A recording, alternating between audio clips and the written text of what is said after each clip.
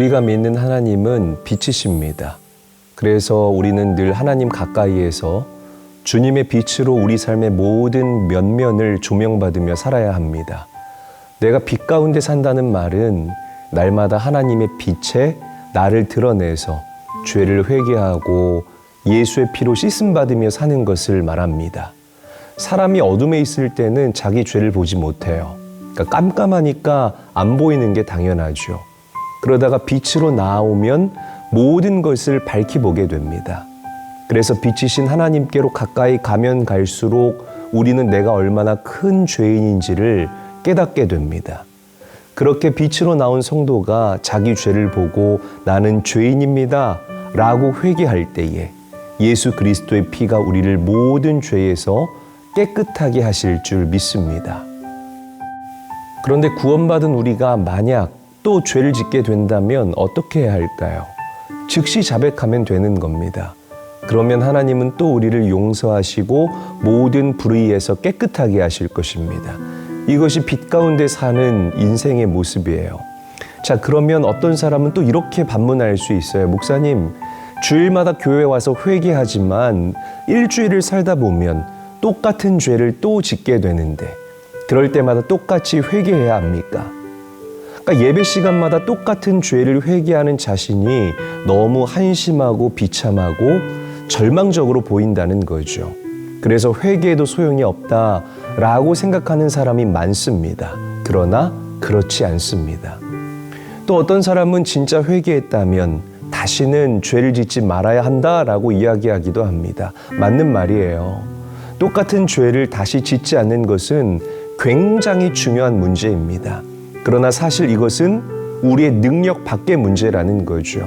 아무리 우리가 믿음으로 살려고 애쓰고 노력해도 우리는 또 실수하고 넘어지고 죄를 지으며 살아갑니다. 에베소서 4장 30절 말씀을 보게 되면 하나님의 성령을 근심하게 하지 말라라는 말씀이 기록되어 있어요. 우리 안에 오신 성령님께서 우리가 죄를 지을 때마다 근심하신다라는 뜻입니다. 그래서 우리가 하나님의 뜻대로 살지 못하고 죄를 지으면 그때마다 마음에 찔림이 있는 것이에요.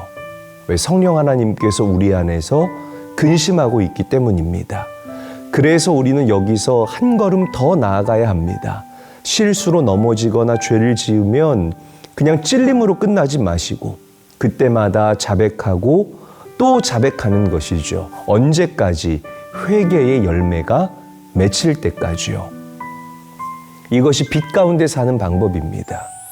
그러면 결국 우리 안에 계신 성령 하나님께서는 그 죄를 이길 수 있는 힘과 능력을 우리에게 부어주실 줄 믿습니다. 여러분, 자백하는 게 쉬운 문제가 아니에요. 굉장히 어렵습니다. 내가 잘못했습니다 라는 말이 우리 입에서 선뜻 나오던가요? 그렇지 않아요. 왜냐하면 이것은 우리의 본성을 거스른 것이기 때문이에요. 그러니까 자기 죄를 자백하는 것, 이것 절대 쉽게 생각해서는 안 될 문제입니다. 사울과 다윗을 한번 비교해 보죠.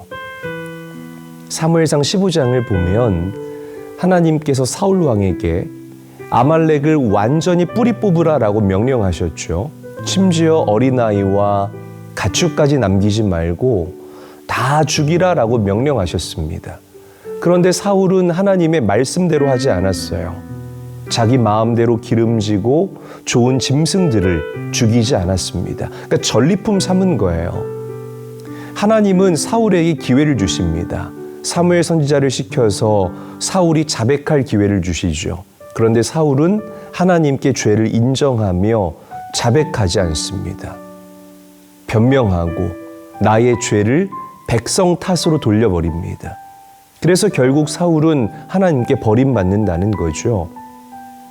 그러나 다윗은 달랐습니다. 사실 다윗은 사울보다 더 무서운 죄를 지었습니다. 자기 부하의 아내와 간음하고 그 부하를 죽였잖아요. 얼마나 끔찍한 일입니까?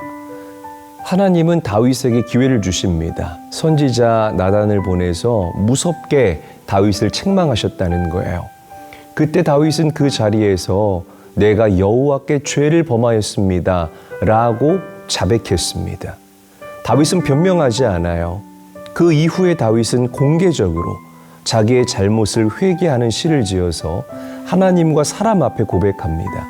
여러분들이 잘 아는 시편 32편과 51편이 바로 다윗의 회개의 시입니다. 하나님은 자신의 죄를 온전하게 자백한 다윗을 용서하셨다는 거죠. 사랑하는 시청자 여러분, 오늘 여러분의 모든 죄와 허물을 자백하고 또 자백하셔서 해결받는 기쁨을 충만하게 누릴 수 있게 되시기를 예수님의 이름으로 축복합니다.